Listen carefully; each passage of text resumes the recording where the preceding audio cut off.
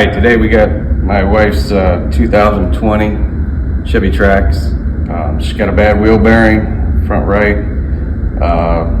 So I'm going to try to tear it apart and see if I can replace it. This is pretty much a entertainment video. It's not a do-it-yourself video.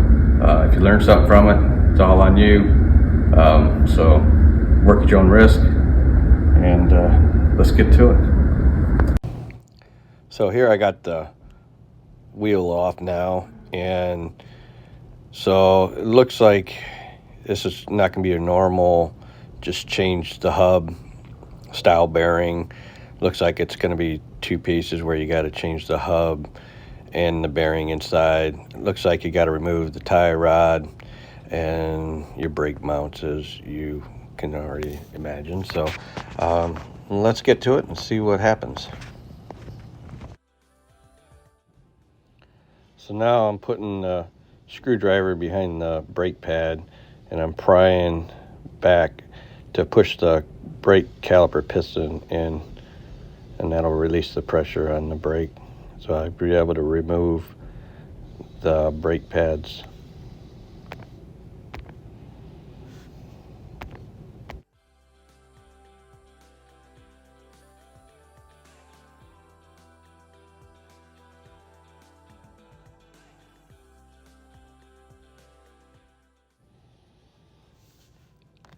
All right, since I got the brake piston pushed all the way back, I'm going to loosen up the sliding bolts for your brake caliper, and it's a 14 millimeter socket. So I'll back them all the way off and take them out.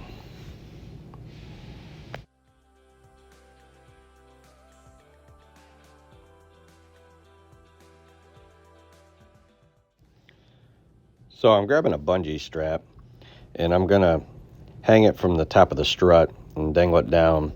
Then I'm gonna take my brake caliper and hang it from there. That way it's out of the way while I'm working on the rest of the car.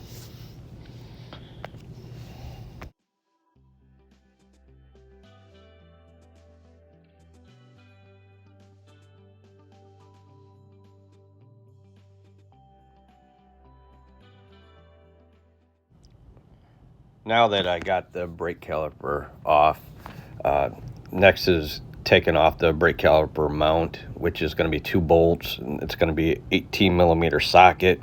You might need a breaker bar because they can be tight sometimes.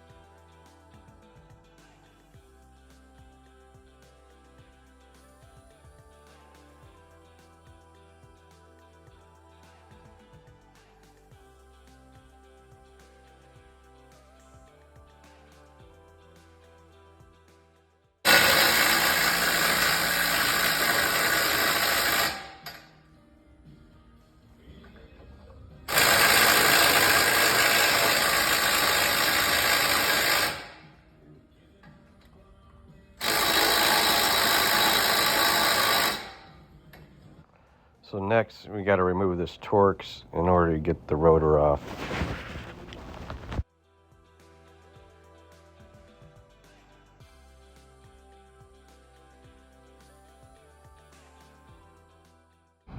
Now that I got the brake rotor off, now I need to remove the brake shield, and then it's a 10mm socket.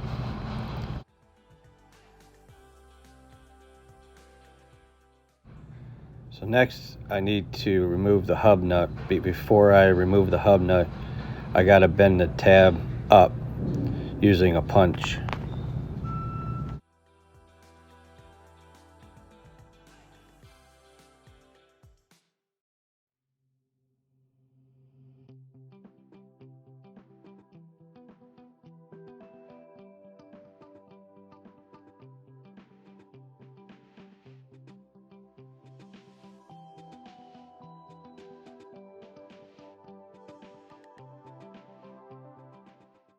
So I found that using a nail set punch was the best for driving in there and bending it up. Now with the hub nut tab bent up, I'm going to remove the hub nut, which I think is going to be a 36mm. I used an 1 7/16, but it felt a little loose.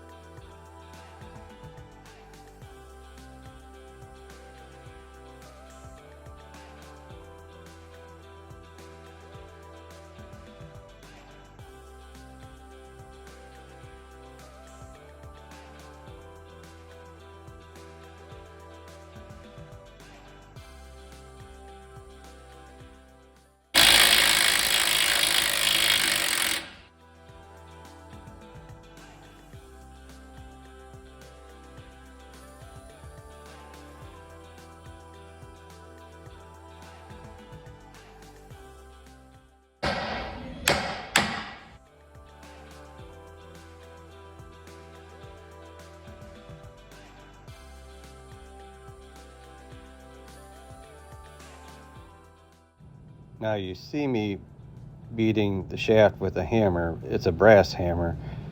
That'll prevent you from beating up the threads. Now before I attached my hub puller, I removed the spline shaft, which I rotated the control arm out by removing the lower strut bolts, and then the shaft slid out. Then I put the bolts back in and then attached my hub puller.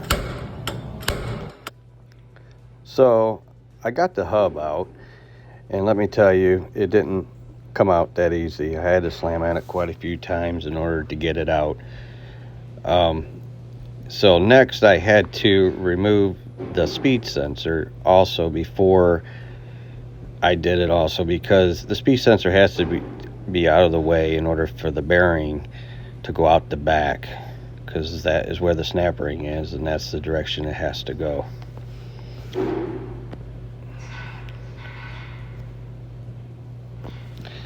And my bearing puller just came in today, so I bought it off of Amazon. I think it was around $70, so we're gonna give it a try here.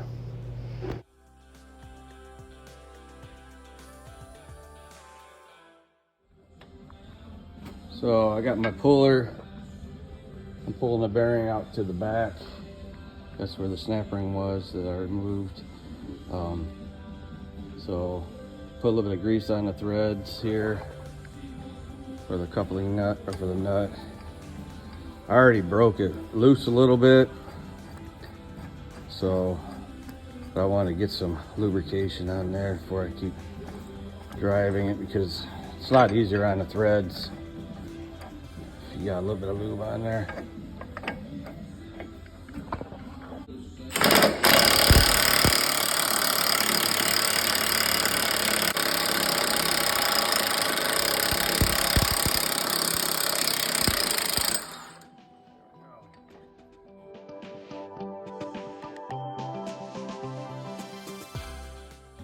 That's where your speed sensor is. Snap ring groove there.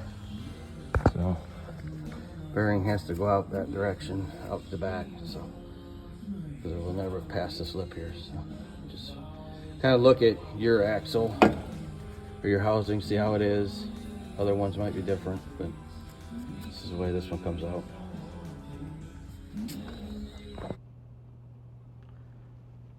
So here I got the new bearing, and what I'm showing you is the magnetic side of the bearing.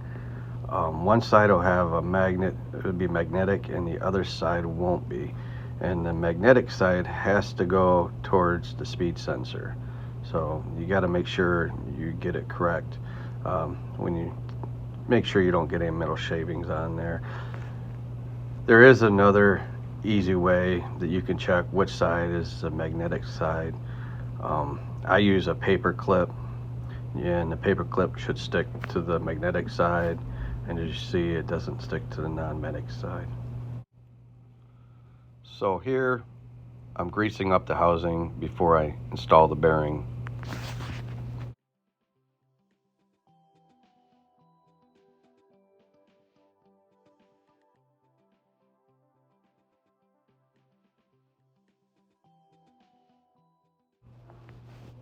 Now I'm installing the bearing with the magnet facing towards the car, towards where the speed sensor will be.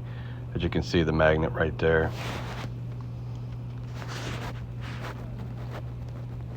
You want to make sure you get this correct, because if you don't, you'll be taking it back apart because your wheel sensor won't work correctly, and then you have ruined a brand new bearing.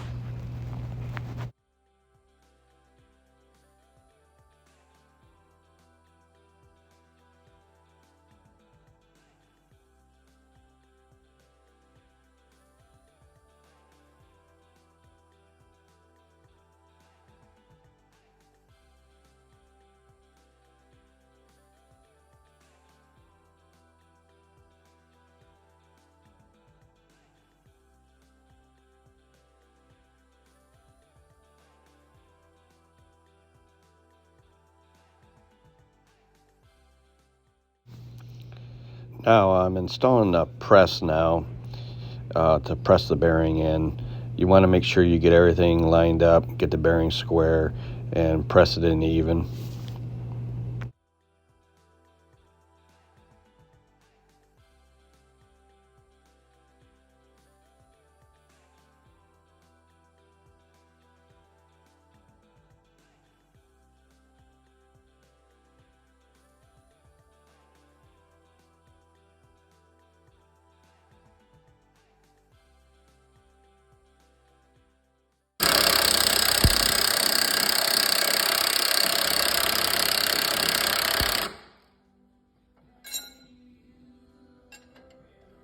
Pretty easy.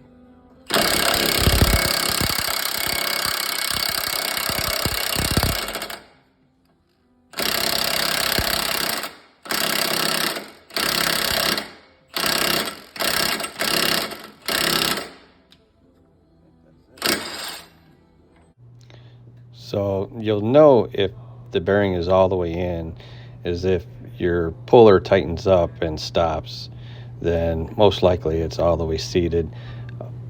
Once you get the puller out, you can look inside, and if the snap ring groove is exposed, then most likely you're all the way seated.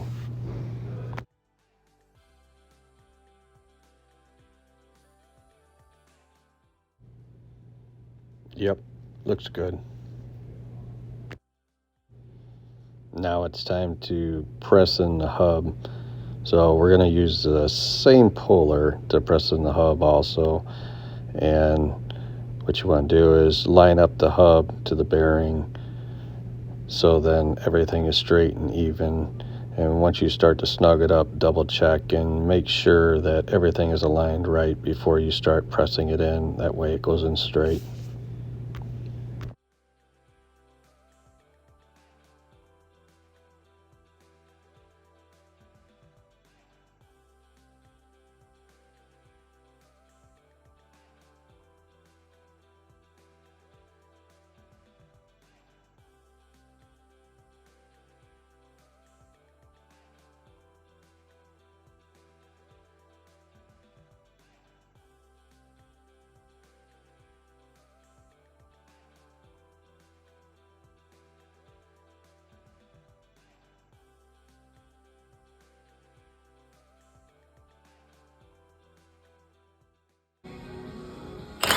Ah, you dumbass. You'll have that when you're working at the impact. You're going in and out.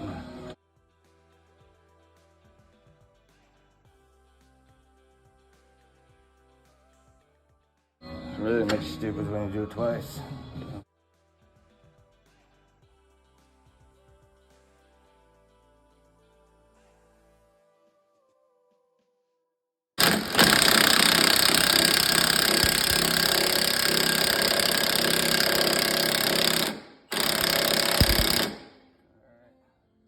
Take that back off.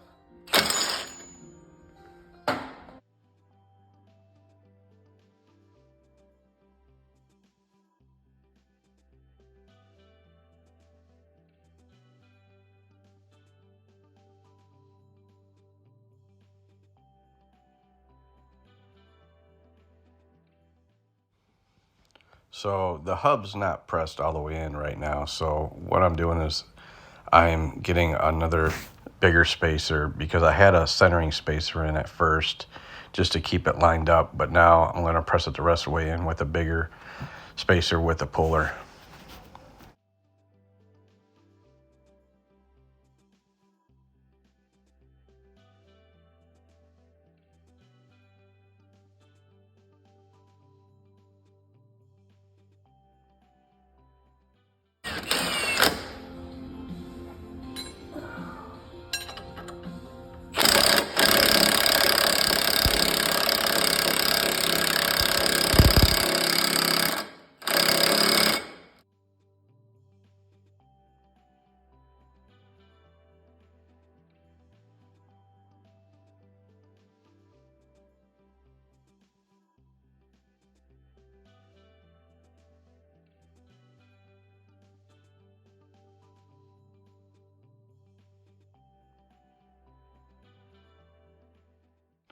So I'm checking the bearing and it feels really good. Now I'm going to install the new snap ring. I'd recommend a large pair of snap ring pliers. I got a small pair and it was very difficult.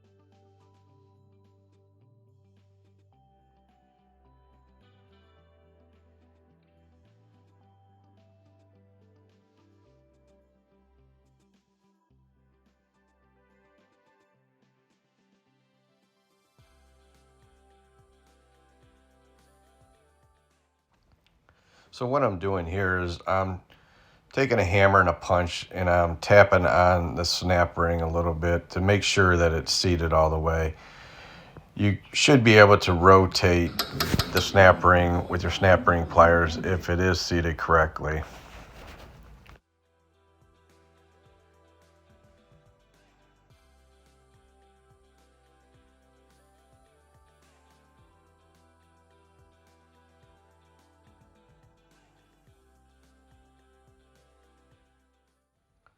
So I'm cleaning up the spline shaft a little bit, and then I'm gonna apply a little bit of lubrication on it. That way, maybe it'll help it from corroding inside the hub. When I took it out, it was a little bit corroded.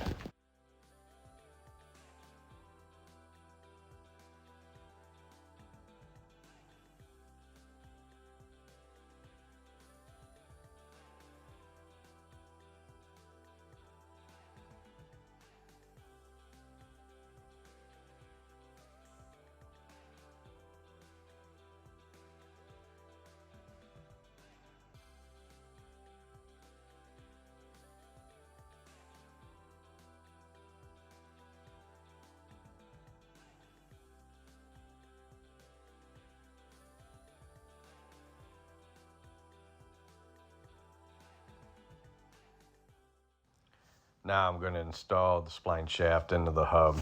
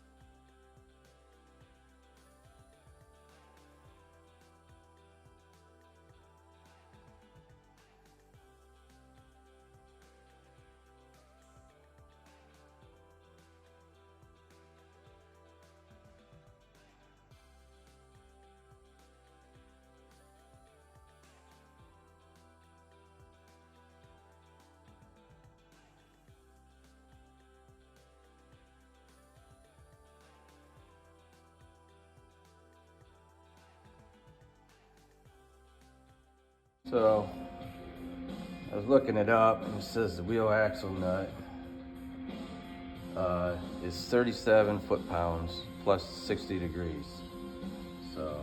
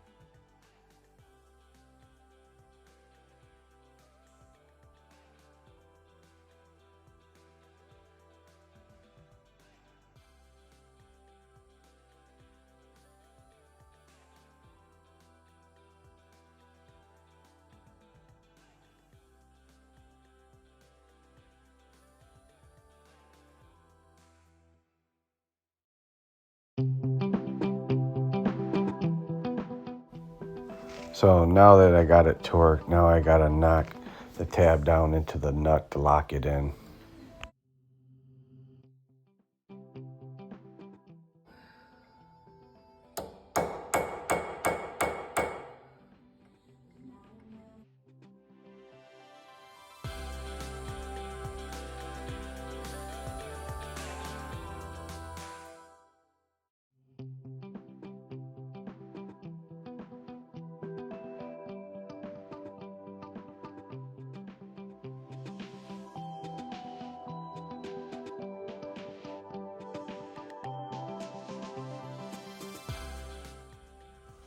So now I'm going to install the speed sensor, but before I do that, I'm just going to put a little bit of grease around the top of it, just so that when I insert it, maybe later, next time I have to take it off, it won't be corroded inside. But you don't want to get any grease actually on the sensor. It's just right above the sensor.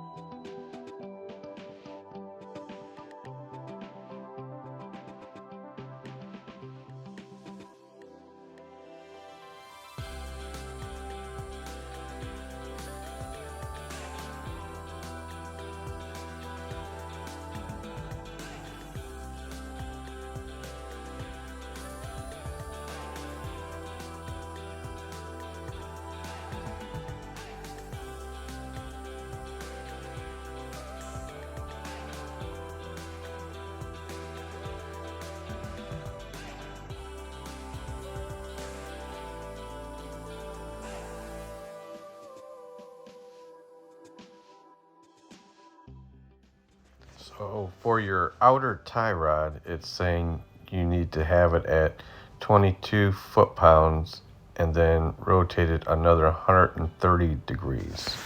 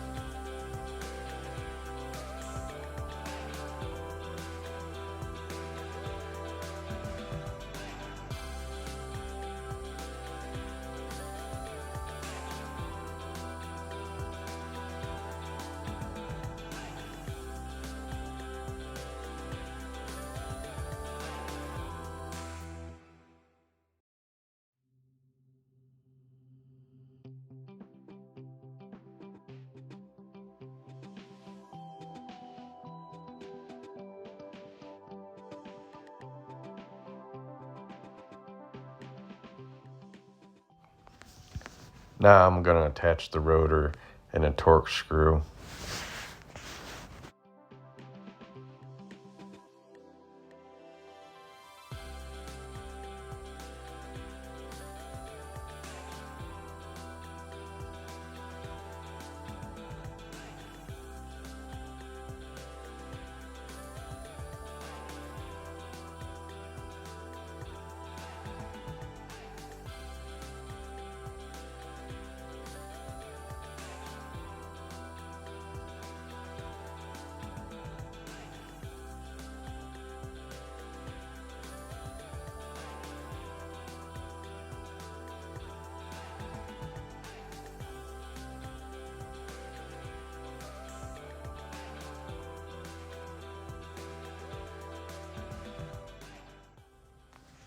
And now I'm going to install the brake caliper mount and then the brake caliper.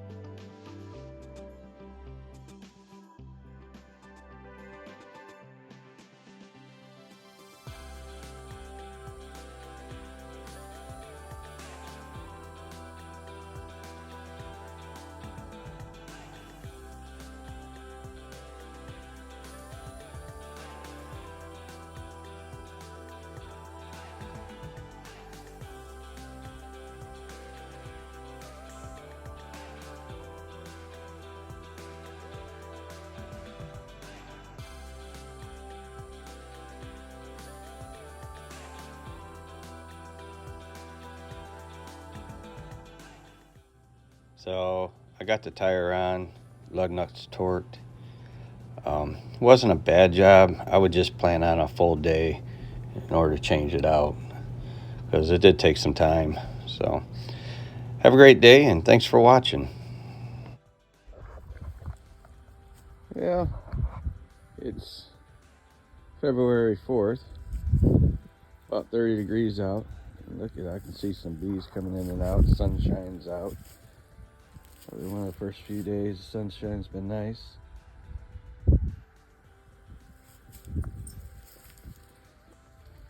Everybody's like, what do they do in the winter?